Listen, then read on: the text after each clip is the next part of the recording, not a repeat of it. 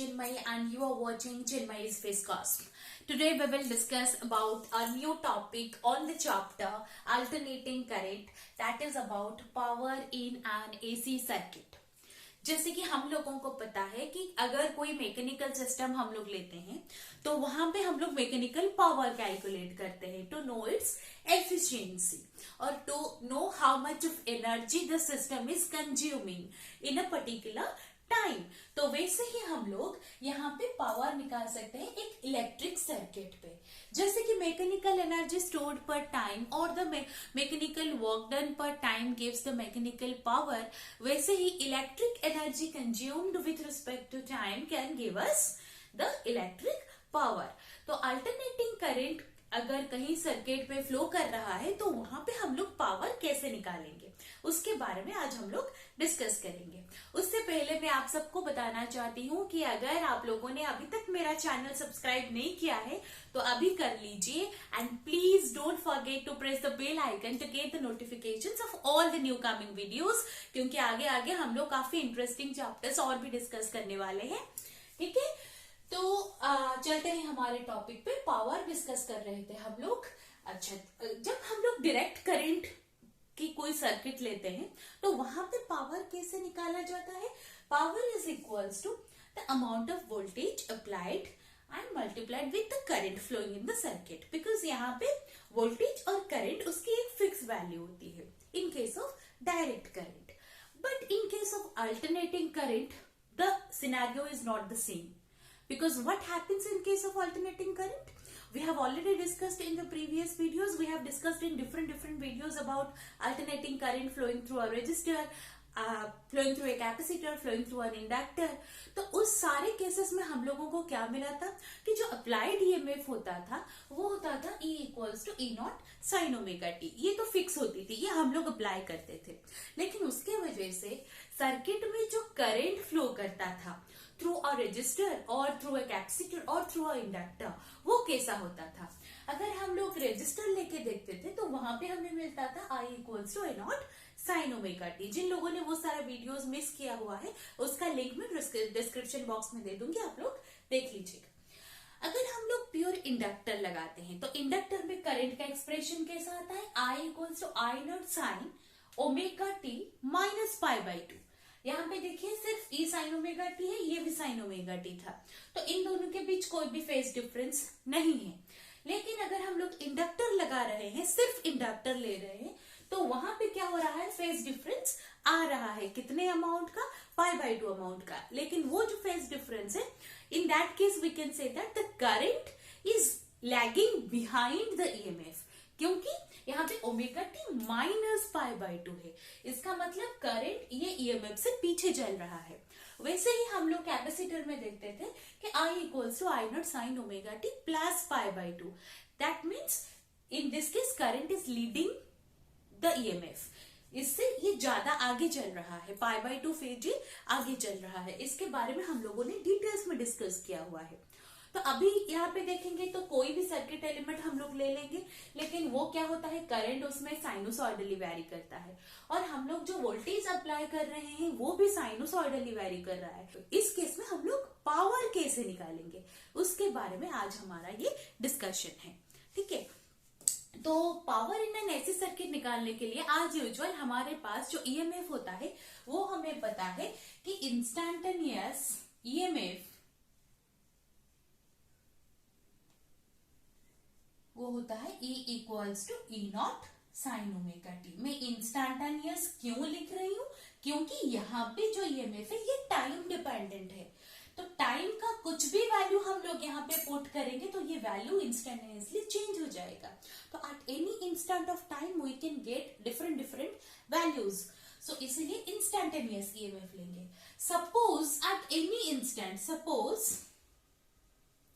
Instantaneous current मैं ले रही हूं, इंस्टेंटेनियस करंट सपोज मैं ले रही हूं I equals to I not sine omega minus five. ठीक है, तो अगर मेरा ईएमएफ इंस्टेंटेनियस है, करंट भी इंस्टेंटेनियस है, तो ऐसे सर्किट में मैं क्या निकालूंगी? Instantaneous power निकालूंगी। तो अगर मैं इंस्टैंटेनियस पावर निकालना चाहूं, that will be equals to E multiplied with I. So इस टर्म और इस टर्म को हम लोग अभी मल्टीप्लाई करेंगे, कुछ ट्रिगोनोमेट्रिक रिलेशंस यहाँ पे यूज करेंगे। So therefore instantaneous power is equals to E multiplied with I। तो मैं यहाँ पे पुट करूंगी E0 sine omega t multiplied with I0 sine omega t minus 5। ठीक है, तो यहाँ पे मैं इसे थोड़ा सेट करके ऐसे लिख देती हूँ, E0 I0 sine omega t multiplied with sign omega t minus 5। ठीक है, सो दैट इक्वल्स टू, मुझे यहाँ पे ना एक ट्रिगोनोमेट्रिक रिलेशन यूज करना है, तो इसीलिए मैं क्या करूंगी, इसे 2 में डिवाइड करूंगी और एक 2 फैक्टर मल्टीप्लाई करूंगी। तो मेरा ये जो टर्म आएगा वो ये हो गया 2 sign omega T multiplied with sign omega T minus 5। ठीक है, सो ये जो एक्सप्रेशन है इसे मैं इसके साथ कंपेयर करूंगी, 2 sine A multiplied with sine B. अगर ऐसा रिलेशन में लूंगी तो इसका फॉर्मूला है cos of A minus B minus cos of A plus B. ठीक है, तो इस वाले रिलेशन को मैं यहां पे यूज करूंगी अभी। तो that implies that instantaneous power is equals to E0 I0 upon two, ये हो गया बाहर का टर्म, मल्टीप्लाइड विथ, इसकी जगह पे मैं लिखूंगी अभी cos A माइनस बी। इसका मतलब cos of omega T minus omega T minus 5। ठीक है, ये हो गया पहला term, then again minus cos of omega T plus omega T minus 5। ठीक है, ये आ गया मेरा दूसरा वाला टर्म। अभी इसे और थोड़ा सिंप्लीफाई करते हैं। So that implies that P instantaneous is equals to, क्या लिखूंगी अभी मैं, E0 I0 ओपन टू, देखिए cos of omega T minus omega t, तो ये वाला कैंसिल हो जाएगा और ये माइनस माइनस प्लस हो जाएगा। तो फर्स्ट टर्म जो आएगा वो आएगा cos 5। ठीक है, ये ब्रैकेट के अंदर आएगा पहला वाला term cos 5 minus cos of, ये देखिए ओमेगा टी, ये प्लस ओमेगा टी मतलब 2 ओमेगा टी, और वो तो माइनस 5 है, वो माइनस 5 ही रहेगा। तो ये आ गया मेरा सेकेंड टर्म। ये जो सेकेंड वाला टर्म है ये देखिए ये टाइम डिपेंडेंट है। तो second term cos 2 omega T minus 5 is time dependent. ये टाइम डिपेंडेंट होगा तो फिर क्या होगा, इसकी जो वैल्यू आएगी वो average over a complete cycle that will be equals to 0। So the average of it over a complete cycle will be 0। कैसे आएगा, पहले भी हम लोगों ने इसी चैप्टर में कुछ इंटीग्रेशन करके मैंने आपको दिखाया था, एवरेज वैल्यू कैसे 0 आता था करंट का ओवर ए कंप्लीट साइकिल। तो वो भी आप लोग वैसे ही चेक कर सकते हैं, the average of it over a complete cycle will be 0। तो एक कंप्लीट साइकिल के लिए हम लोग वो वाला टर्म इग्नोर कर सकते हैं। तो देयरफॉर हमारे पास जो वैल्यू रह जाएगा फिर वो क्या आएगा, P instantaneous will be equals to E0 I0 upon 2 multiplied with cos 5। So इसे मैं थोड़ा सेट करके ऐसे लिखूंगी, देखिए E0 upon रूट 2, इसे लिखूंगी I0 upon रूट 2, हो गया ना 2। ठीक है, मल्टीप्लाइड विथ cos 5। तो मेरे पास अभी जो वैल्यू है ये थोड़ा याद कीजिए आप लोग, हम लोगों ने इसके बारे में डिस्कस किया हुआ है। ये जो E0 ओपन रूट 2 आया है ये क्या है, ये RMS वैल्यू है। I0 ओपन रूट 2 करंट की RMS वैल्यू है। तो मेरा जो इंस्टैंटेनियस पावर यहाँ पे आ रहा है वो है E R M S multiplied with I R M S multiplied with cos phi. What is phi? Phi is the phase angle or the phase difference between voltage and current. ये देखिए ना, ये तो फेज डिफरेंस ही है ना. ये omega T था, ये ओमेगा टी माइनस फाइव हमने लिया था. आप लोग चाहे तो प्लस फाइव लेके भी चेक कर सकते हैं, यही रिजल्ट आएगा.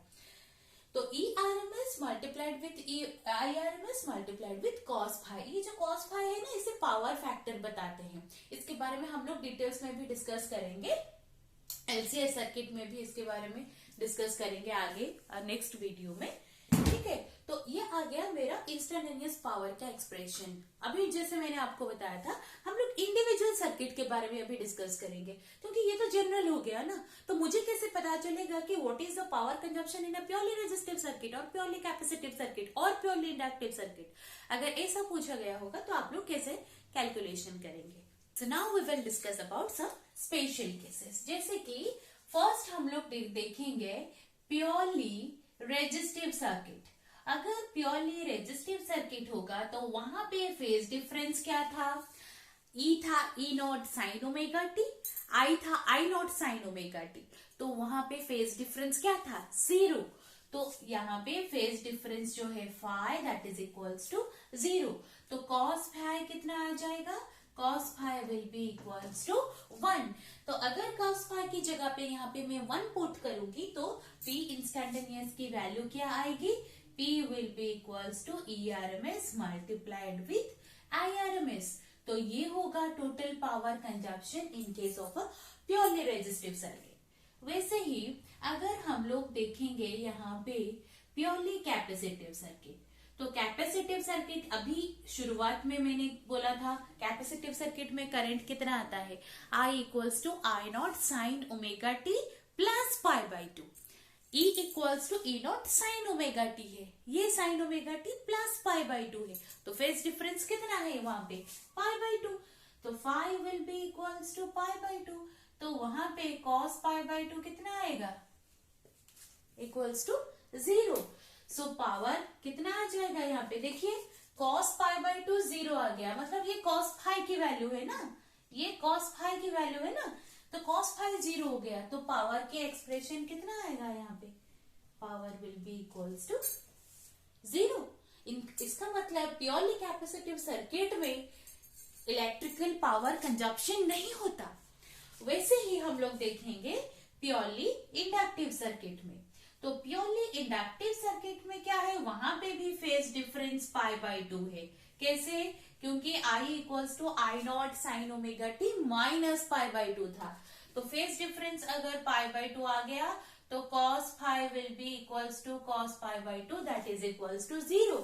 अगर cos फाई 0 हो रहा है तो इस सर्किट में भी पावर कितना आएगा? 0 आएगा. So power consumption in a purely inductive AC circuit is 0. तो हम लोग यहाँ पे देख रहे हैं जो भी सर्किट एलिमेंट हम लोग यूज कर रहे हैं, रेजिस्टर हो, कैपेसिटर हो, इंडक्टर हो, लेकिन इंडक्टर और कैपेसिटर इन दोनों के केस में पावर कंजप्शन नहीं होता. पावर कंजप्शन मैक्सिमम होता है सिर्फ रेजिस्टर में. तो प्योरली रेजिस्टिव सर्किट में पावर का एक्सप्रेशन आएगा ERMS मल्टीप्लाइड विथ IRMS.